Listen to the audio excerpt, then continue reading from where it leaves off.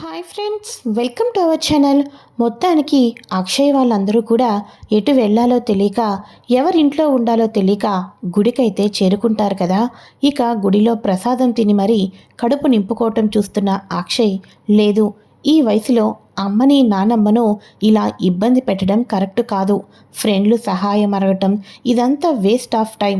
కాబట్టి ఎక్కడో ఒక చోట చిన్న ఇల్లునైనా అద్దెకి తీసుకొని ఉండాల్సిందే అని చెప్పేసి, అమ్మా, నానమ్మ, మీరిద్దరూ ఇక్కడే ఉండండి, నేను ఈ చుట్టుపక్కల ఎక్కడైనా సరే అద్దె ఇల్లు ఉన్నాయేమోనని కనుక్కొని వస్తాను అని చెప్పేసి అనగానే, అది నిజమే అక్షయ్, ఫ్రెండ్ ఇంటికని తెలిసిన వాళ్ళ ఇంటికని వెళ్ళి ఎంతకాలం ఉంటాం, మనం ఎక్కడో ఒక చోట అద్దె ఇంట్లో ఉండటమే కరెక్ట్ అని చెప్పేసి పార్వతి కూడా చెప్తూ ఉంటుంది.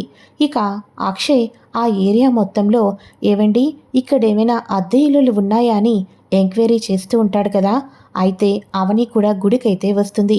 గుడిలో తన భర్త, తన అత్తయ్య వాళ్ళు పడుతున్న బాధను చూసి అవని గుండె తరుక్కుమంటుంది. ఆ ఇంట్లో ఏం జరిగిందో తెలుసుకుంటుంది. పాపం అత్తయ్య వాళ్ళు ఈ వయసులో అనవసరంగా ఇబ్బంది పడుతున్నారే అని చెప్పేసి, ఇప్పుడు అత్తయ్య, మా ఇంటికి రండి, మా ఇంట్లో ఉండండి అంటే పొరపాటును కూడా ఒప్పుకోరు. సొంత ఇల్లే నా పేరు మీద ఉందని చెప్పేసి బయటకు వచ్చిన వాళ్ళు ఇప్పుడు నేను బాబాయ్ ఇంటికి తీసుకుని వెళ్తే వీళ్ళెందుకు వస్తారు? ఆ ఇప్పుడు ఈయన అద్దిళ్ళ కోసం ఎతుకుతున్నారు కాబట్టి తొందరగా వీళ్ళకు మంచి ఇంట్లో పెట్టడమే నా మీద ఉన్న బాధ్యత అని చెప్పేసి అవని అయితే, బాబాయ్, నీ ఇల్లు అద్దెకిస్తానని ఎప్పటి నుంచో చెప్తున్నావు కదా, గుడి దగ్గర ఒకరు ఉన్నారు, వాళ్లకు నీ ఇంటి అడ్రస్ తెలీదు, కొంచెం వచ్చి తీసుకొని వెళ్ళు అని అనగానే, అవునా అమ్మ అవని, వస్తున్నానుండు అని అవనిని కలవటంతో అవని మొత్తానికి జరిగిందంతా చెప్పి తన పేరు బయటికి రానివ్వద్దని చెప్పడంతో, అలాగేనమ్మా, సరే అయితే అని చెప్పేసేసి, బాబు, అక్షయ్ అంటే మీరేనా? ఈ చుట్టుపక్కల అద్దిల్లు గురించి వెతుకుతున్నారంట కదా, మా ఇల్లు చాలా బాగుంటుంది, మీరు ముగ్గురే కాబట్టి చక్కగా సరిపోతుంది అని అనగానే, అబ్బా, ఆ దేవుడే మిమ్మల్ని మా దగ్గరికి పంపించినట్టున్నాడు సార్, రండి వెళ్దాం అని చెప్పేసి లగేజ్ అంతా కూడా కార్లో పెట్టుకొని ఇక వెంటనే అతను ఇంటి దగ్గరైతే కార్లో డ్రాప్ చేస్తాడు. ఇదిగోండి సార్, అద్దెకున్న ఇల్లు ఇదే అని చెప్పేసి అనుకోగానే, ఒక్కసారి ఆగరా అక్షయ్, అటు చూడు, అది ఎవరుంటున్న ఇల్లో తెలుసా? ఆ అవని ఉంటున్న ఇల్లు. ఆ అవని ఉంటున్న ఇంటి ఎదురుగా మనం అద్దె ఇంట్లో ఉండటం ఏంట్రా, నాకు ఇష్టం లేదు అని అనగానే, అవునమ్మా, నేను చూసుకోలేదు, నాకు ఇష్టం లేదు అని అక్షయ్ అనగానే ఒక్కసారిగా అప్పుడు వాళ్ళ అమ్మమ్మ నానమ్మ అయితే, ఒరే, అవని ఎక్కడైనా కనిపిస్తుందిరా, అవని గురించి ఆలోచించి ఇప్పుడు ఉన్న ఈ అవకాశాన్ని కూడా చేజార్చుకుంటే చివరాఖరికి మన పరిస్థితి ఏమవుతుందో ఒక్కసారి ఆలోచించు అని అనగానే అక్షయ్కి జరిగినవన్నీ గుర్తుకు వస్తాయి. అమ్మో లేదు, ఇక అద్దిల్లు దొరకడం అనేది చాలా కష్టం, కాబట్టి ఆ నానమ్మ చెప్పిందే కరెక్ట్ అని చెప్పేసి, ఓకే సార్, ఈ ఇల్లు మాకు ఓకే అని చెప్పేసేసి లగేజ్ అంతా లోపల పెట్టుకుంటారు. ఇక అవని చాలా సంతోషపడిపోతుంది. అమ్మ అవని, వాళ్ళు మొదట సెర్సేమీరా వద్దు అన్నారు, తర్వాత వాళ్ళల్లో వాళ్ళే ఓకే చేసుకున్నారమ్మా అని అనగానే, థ్యాంక్స్ బాబాయ్, థ్యాంక్స్ అని చెప్పేసేసి అవని చాలా హ్యాపీగా ఫీల్ అవుతుంది. మావయ్య గారు, అత్తయ్య వాళ్ళు ఎదురింట్లోనే అద్దెకి దిగారు అని అనగానే, ఫ్రెండ్ ఇంట్లో ఉంటున్నారని చెప్పావు కదమ్మా అని అనగానే, అక్కడ ఉండలేకపోయారు, అందుకోసమే వాళ్ళకంటూ ఒక ఇల్లుండాలని మన అద్దె ఇంటికి వచ్చారు అని చెప్పేసి అనగానే, సరే అయితే ఇక వాళ్ళను ఇక్కడికే భోజనానికి పిలుస్తాను అని స్వరాజ్యం అంటుంది. లేదు పిన్ని, వాళ్ళు పిలిస్తే భోజనానికి పొరపాటును కూడా రారు అని అనగానే, వాళ్ళతో ఎలా తినిపించారో నాకు బాగా తెలుసు కదా అని మొత్తానికి ఫుడ్ అంతా ప్రిపేర్ చేసి ఆరాధ్య చేత పంపించి, ఫస్ట్ తిననకపోతే ఆరాధ్య తన మీద ఒట్టు వేసుకోవటంతో భోజనం అయితే తినేస్తారు. ఇక మార్నింగ్ అవుతుంది. మార్నింగ్ అవ్వంగానే, అమ్మా, నేను జాబ్ పర్పస్ మీద ఇంటర్వ్యూకి వెళ్తాను అని చెప్పేసి అనగానే, సరేనన్న అక్షయ్ అని చెప్పేసి మొత్తానికి ఇంటర్వ్యూకి అయితే వెళ్తాడు అక్షయ్. ఇక ఫస్ట్ ఇంటర్వ్యూకి వెళ్ళిన తర్వాత, సారీ అక్షయ్ గారు, మిమ్మల్ని నేను నార్మల్ ఒక స్టాఫ్గా తీసుకోవటం అనేది నా వల్ల కావటం లేదు, అలా అని ఇప్పుడు నా చైర్ను నేను మీకు ఇవ్వలేను, ఎవరైనా ఎక్కడో ఒక కంపెనీలో 1 ఇయర్ 2 ఇయర్స్ ఎక్స్పీరియన్స్ ఉన్న వాళ్ళను మాకు ఎంప్లాయీగా పెట్టుకొని వాళ్ళతో మేము వర్క్ చేయించుకుంటే మాకు అంత ఇబ్బంది ఏమి అనిపించదు, కానీ మిమ్మల్ని జాయిన్ చేసుకొని మిమ్మతో మీకు ఎంతో టాలెంట్ ఉంది, అటువంటి టాలెంట్ని తీసుకొని వచ్చి జస్ట్ నార్మల్ స్టాఫ్గా మేము ట్రీట్ చేయటం, అదంతా కూడా ఎందుకనో మీలాంటి వాళ్ళు ఇలాంటి చిన్న చిన్న ఉద్యోగాలకి సెట్ కావు. ఒకవేళ మీ పరిస్థితి చూసి జాబ్ ఇచ్చినా కూడా చుట్టుపక్కల ఉన్న అట్మాస్ఫియర్ అంతా కూడా మళ్ళీ ఏదైనా ప్రాబ్లం అవుతుందేమోనని, ఎందుకంటే మీ మైండ్ అంతా కూడా ఓవర్ థింకింగ్తో ఉంటుంది. అంతా కూడా అప్డేట్ వర్షన్ కాబట్టి ఇక చివరాఖరకు మా మేనేజ్మెంట్కే ఇష్యూస్ వచ్చేస్తాయేమోనని చెప్పేసి ఒక చిన్న ఇది అంతే, సారీ మిస్టర్ అక్షయ్ అని చెప్పేసి వాళ్ళైతే పంపించేయడం అయితే జరుగుతుంది. పట్టు వదలని విక్రమార్కుల్లాగా మొత్తానికి ఇంకో ఆఫీస్కి అయితే చేరుతాడు అక్షయ్. ఆఫీస్కి చేరి మొత్తానికి హెచ్ఆర్ని కలుద్దామని వెళ్ళేసరికి అక్కడ చక్రధర్ అయితే కనిపిస్తాడు. ఇదేంటిది, మావయ్య ఇక్కడ ఉన్నాడు అని అనుకుంటూ, చూడండి అక్షయ్ అని ఒక అబ్బాయి కాసేపట్లో ఇప్పుడు ఇక్కడికి ఇంటర్వ్యూకి రాబోతున్నాడు. ఈ అబ్బాయిని నానా రకాలుగా ప్రశ్నలు అడిగి ఎక్కడ నీకు ఉద్యోగం రాలేదు అన్నట్టుగా చెయ్యాలి. మీ మాటలతోటి ఇక నేను జీవితంలో జాబ్ చేయలేను అని డైనమాలో పడిపోవాలి. మీరేం చేస్తారో నాకు తెలియదు. మీకు ఎంత కావాల్సి వస్తే అంత డబ్బిస్తాను. అందులోనూ కూడా మనం ముఖ పరిచయం ఉన్నవాళ్ళం కాబట్టి మాటలతో హింసించండి అని చెప్పేసేసి మొత్తానికి చక్రధర్ అయితే అక్షయ్ గురించి చెప్పడం జరుగుతుంది. అక్షయ్ అక్కడికి వెళ్ళి చక్రధర్ యొక్క నిజస్వరూపం అయితే తెలుసుకుంటాడు. ఇదేంటిది, మావయ్య నాకు ఎక్కడా జాబ్ రానివ్వకోకుండా చేస్తున్నాడు, నన్ను మాటలతో ఇబ్బంది పెట్టమంటున్నాడు, ఇంత నాకు టార్చర్కి గురి చేయాలనుకుంటున్నాడు అంటే వీళ్ళని నేను అనవసరంగా నమ్ముతున్నానా? ఈయన ఇంకా మారలేదా? నన్ను మోసం చేసింది కూడా వీళ్ళైనా ఏంటి అని చెప్పేసేసి అక్షయ్ అయితే ఎంతగానో బాధపడుతూ కన్నీళ్లు పెట్టుకుంటూ ఉంటాడు. లేదు, నేను ఏ తప్పు చేయలేదు, కావాలని నా చేత సంతకం పెట్టించింది కూడా ఇప్పుడు నాకు అనిపిస్తుంది, అనుమానం వస్తుంది వీళ్ళేనేమోనని చెప్పేసి అక్షయ్ అయితే తిరిగి ఇంటికి వచ్చేస్తూ ఉంటాడు. అదే టైంలో ఇంటి దగ్గరలో అవని కనిపిస్తుంది. ఏవండి, ఒక్క నిమిషం ఆగండి.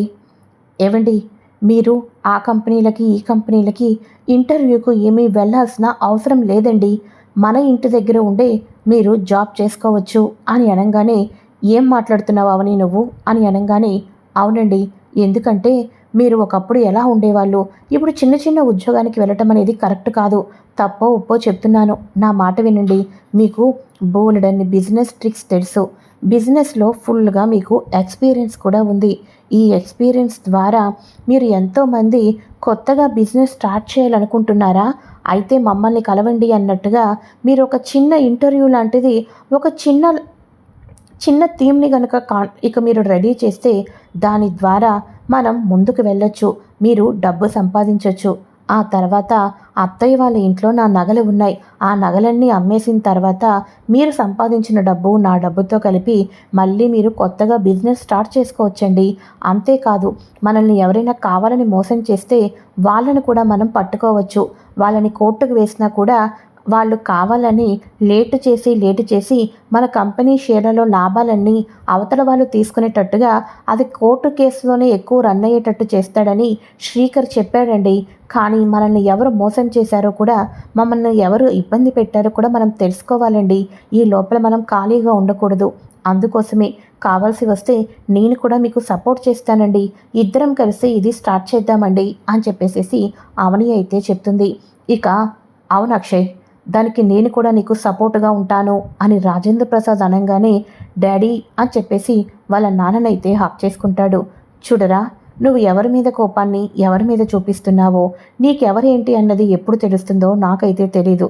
కానీ నాకున్న ఎక్స్పీరియన్స్కి, నాకున్న టాలెంట్కి, మనం కొత్తగా బిజినెస్ స్టార్ట్ చేసే వాళ్ళకి కమ్యూనికేషన్ స్కిల్స్ ఎలా ఉండాలి, మార్కెట్లో ముందుకు వెళ్ళాలంటే ఎటువంటి ట్రిక్స్ అండ్ ఫాలో చేయాలి, ఇటువంటివన్నీ కూడా గైడ్లైన్స్ ఇచ్చి మనం నిజంగానే అవని చెప్పినట్టుగా నువ్వు నీ కాళ్ళ మీద నిలబడాలి. ఆ తర్వాత ఈ కొంతకాలం ఇలా కొనసాగుతూ ఉండగా శ్రీకర్ ఆ పనిలోనే ఉన్నాడు. మన కంపెనీని ఎవరైతే మోసం చేయాలనుకున్నారో వాళ్ళ వెనక ఎవరున్నారో తప్పకుండా తెలుసుకుంటాం అని చెప్పేసి అనగానే, థ్యాంక్ యూ సో మచ్ నాన్న, ఈ క్షణం నుంచి కూడా ఇదే చేస్తాను.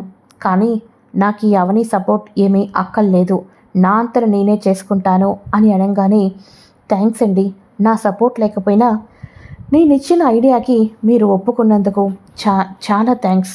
థ్యాంక్ యూ సో మచ్ అని చెప్పేసి అవని అయితే అక్కడి నుంచి వెళ్ళిపోతుంది. ఇక అక్షయ్ అనుకుంటూ ఉంటాడు, ఈరోజు నేను రోడ్డున పడ్డానికి గల కారణం ఇక పల్లవి తన తండ్రి అని నాకెందుకనో అనుమానం వస్తుంది. వాళ్ళ ఇద్దరినీ కనుక కనుక్కుంటే ఆ డీలర్స్ని చితక్ కొడితే అప్పుడైనా నిజం చెప్తారేమో అని చెప్పేసేసి ఆ రాత్రంతా నిద్రపోకుండా ఉంటాడు అక్షయ్.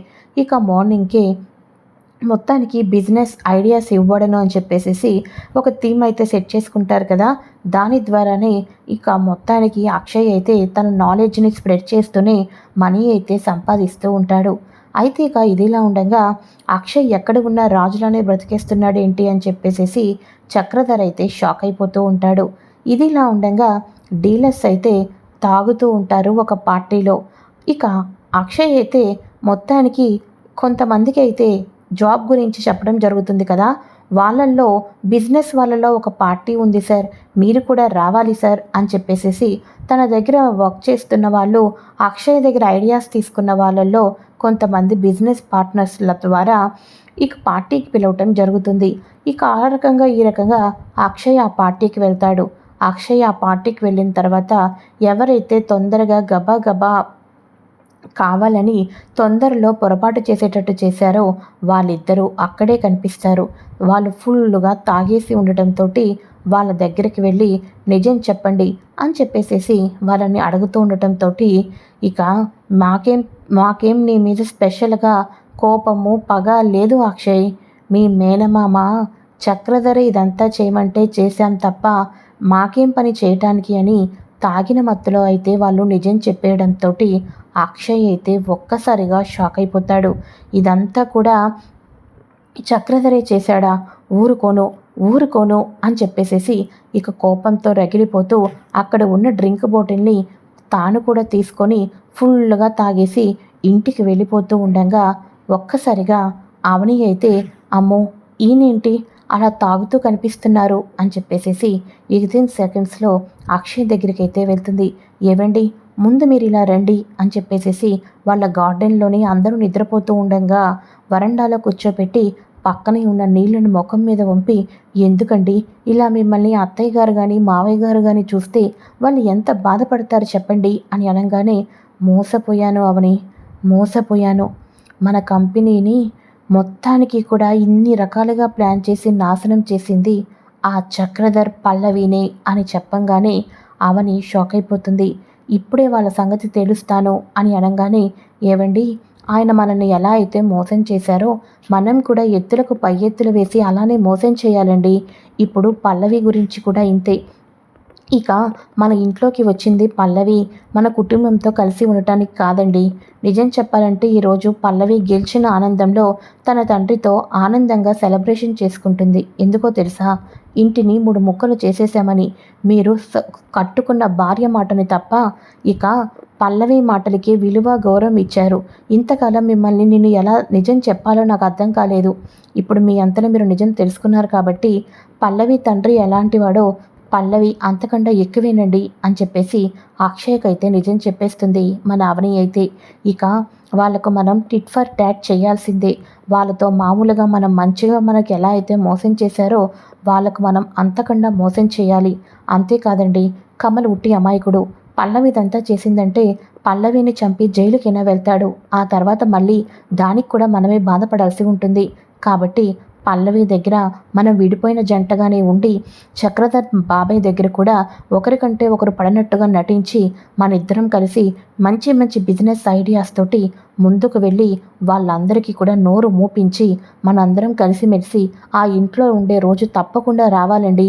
దానికోసం మనం ఎలాంటి అయినా నటించాలి, ఏ రకంగానైనా ప్రవర్తించాల్సి వస్తుంది అని చెప్పేసి అవని అక్షయ్ అనగానే, అవునవని, కట్టుకున్న భార్య మాట వినపోతే చివరాఖరికి భర్త యొక్క పరిస్థితి ఎలా ఉంటుందో నాకు ఈరోజు అర్థమైంది.